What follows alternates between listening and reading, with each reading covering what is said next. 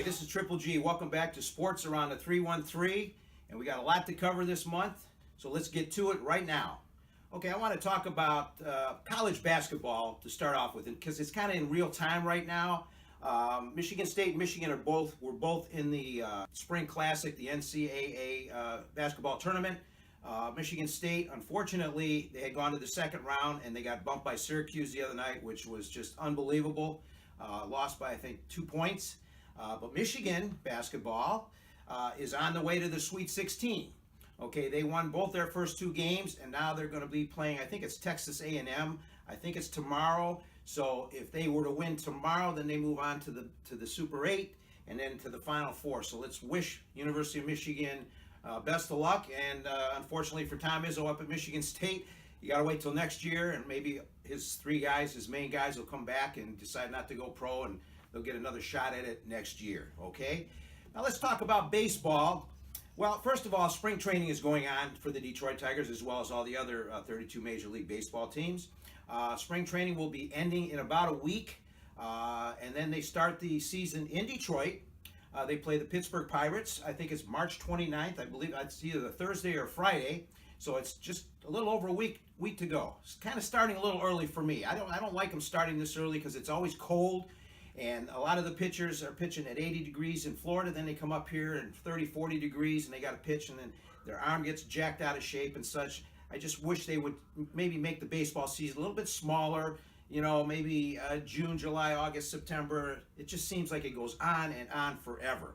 Anyway, the Tigers, okay, spring training. They're not doing bad, but again, it's spring training. Ron Gardenhire, the new manager, I like what he's doing down there. He's really impressing the young players as well as the vets. And everybody's written them off. I've said this before. I said it last month in my episode. A lot of guys, writers, sports writers, whatever, they're writing the Tigers off. They're going to come in last place, worst record in baseball, so on and so forth. For God's sakes, give them a chance. You got 162 games to play. They got some hitters. They got Victor Martinez. They got Miguel Cabrera. They got Nick Castellanos. They got a lot of good players, and then they've added a lot of young players to complement the older players. And the pitching coach they have, Chris Bosio, I like what he's doing with the pitchers. And, Francisco Lariano, we just signed him in the offseason. He used to pitch for Ron Gardenhire in Minnesota. Good pitcher. Getting a little old, but you know what? He's had some good outings in spring training, so I see some good things coming from him. So let's see what happens. And I'm not going to hold my breath, but again, anything can happen. I mean, everybody writes them off. Maybe they will be the worst record in baseball. But one thing they have from last year, because they did stink it up, they have the #1 pick in the amateur draft for baseball. So that's a good thing. They might pick up a very good, individual in the draft, and who knows, they can build around that as well. So good luck to the Tigers next week. Let's hope they have at least a decent season, keep the fans, interested, and they don't just flop after the first month, okay? All right, let's move on to the Detroit Lions. Okay, the Lions and all of the NFL Football League just went through free agency in the past week. I think it's their 5th or 6th day into free agency. Matt Patricia and Bob Quinn, the general manager, and Matt Patricia, the new coach, have put their heads together. They've they've actually signed some free agents. They didn't make a big splash, but I really think that what they're doing is good. They brought in a couple linebackers from other teams that look pretty good. They brought in a running back, LeGarrette Blount, that used to be with New England, knows Matt Patricia, likes him very well. He's a power runner. He's like 6'1", 250 pounds, guy that can get over the goal line. They never had that before, not since Barry Sanders retired. So they signed him, a couple other complimentary players, but the free agency's not over yet, okay? And you have the draft coming up, the NFL draft. So I think they're going to go for a running back in the draft. I know they're going to go for some kind of a defensive end, defensive tackle, maybe even a couple of guys like that along those lines. And Bob Quinn has shown in the last 2 drafts with the Lions, his first 2 with the Lions, that he's done very well in the draft. So I think that, looking forward to the draft, I think the Lions are going to do well there. And I see good things coming from the Lions. So, let's see how things shake out. Let's move on to hockey. Detroit Red Wings. Okay. Detroit Red Wings are mired in a losing streak right now that I think it's 10 or 11 games they've lost in a row now. The last time they lost that many in a row, I believe, was 1982, which, a lot of you fans might not even been around at the time. They lost 14 in a row at that point, and in 1982, the Red Wings really stunk it up. Well, guess what? They're stinking it up again. Okay, they have about 10 or 11 games left in the season. That's it. Season's almost over. You know, I don't like to use the word tanking, but it sure looks like it when you look at the Red Wing games, the last 10, 11, 12 games. Yeah, the coach says, oh, we're trying real hard. The players say we're trying real hard. But it just seems to me like goals are going in so easy. It's like the defensemen aren't blocking shots. The goalie's looking the other way when the puck's... I don't know. Are they tanking? No one will ever know except the players and management.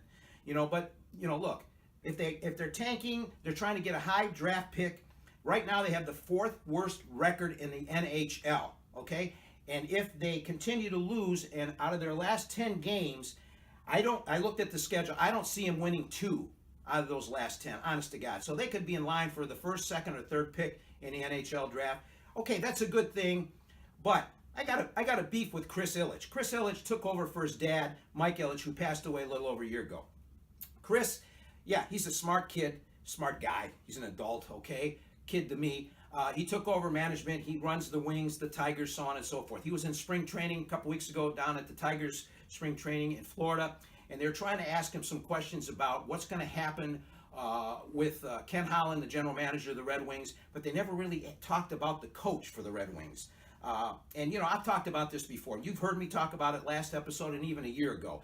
The coach for the Red Wings, he's a young guy. He's got experience. He's good. He's a good hockey mind, but he doesn't have the kind of experience that a young team needs. You know, this isn't high school hockey or college hockey, okay? That's kind of where he came from, minor league Red Wing division. Chris Chelios is sitting there in the wings. He wants to coach. I said it last episode, and I'm going to continue to say it. You know, Chris Ilitch, say something about the freaking Red Wings. Do some talking. Talk about what are you going to do? The general manager, are you going to move him or are you going to keep him and get a new coach in? You can't continue like this. This is 2 years in a row that we haven't not going to make the playoffs. After making them for 25 years, the fans expect more from the Detroit Red Wing organization. So Chris Ilitch, please get off your duff.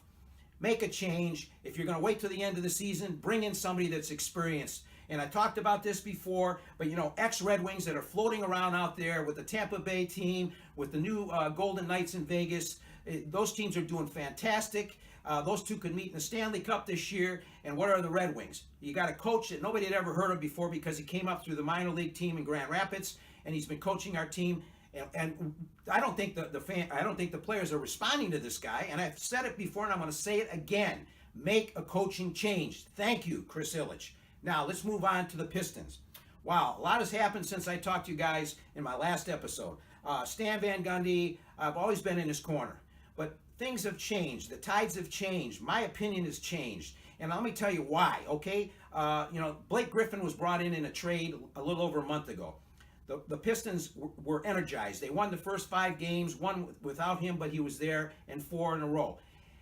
Now, geez, the Pistons have lost, I think it's 10 in a row. They're kind of like the Red Wings. It's almost like who can lose the most? I don't know. Stan Van Gundy, I think what's happened here, and you know, I've always liked the guy, but I think I'm liking him less and less now because I'm watching what he's doing, and he's overcoaching the team.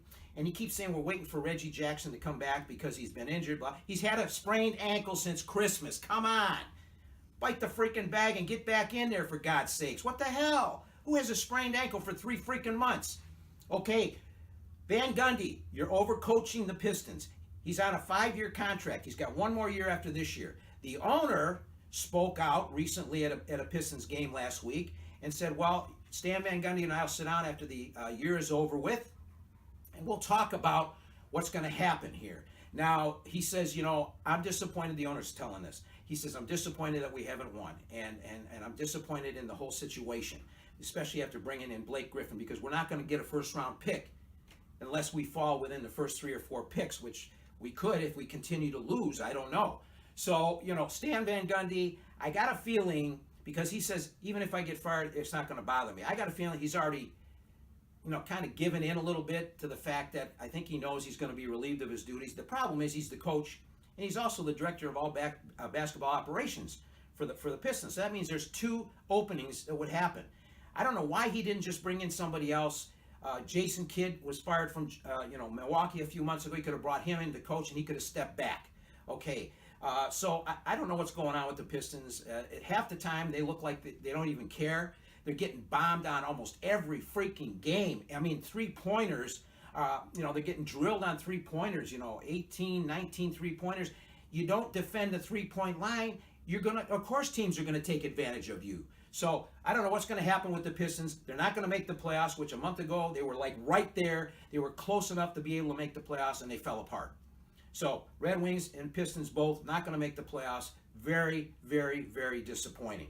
So listen, I want to talk to you guys about comments. If you guys out there, guys and gals, have any comments or any suggestions or anything for my episodes, I'd love to hear from you guys. Okay, so let's see what happens out there, shakes out. If you got anything to talk to me about, please talk to me about it. Hit in the comment section and let me know. Hey, that's it for today, and I get the hell out of here.